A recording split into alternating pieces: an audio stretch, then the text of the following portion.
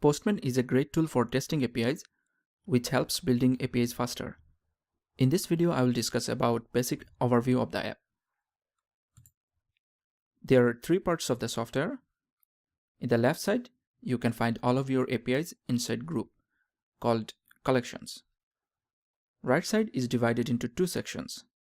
Top section is where you will enter your API request. After sending your request, the result will appear in the bottom part of the app. To give you an example, let's get an API request URL from a website. In this example, I will get it from a website called Pixabay. This site has high quality royalty-free images, which you can use for any commercial purposes. Scroll to the bottom of the page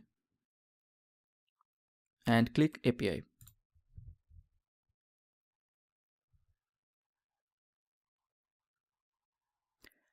Here is an example of how you can search images from this site. I'll just copy this URL and paste into Postman.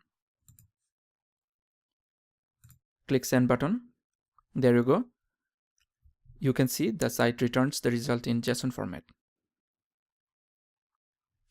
Let's save the API request for later use. I will call it search images. I don't have any collection yet. Let's call this collection as Pixabay.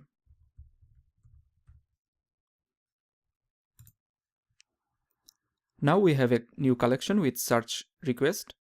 Later we can share this collection, create documentation, test all APIs, or integrate with various build services like Jenkins to have automated API testing. This concludes basic overview of the Postman app.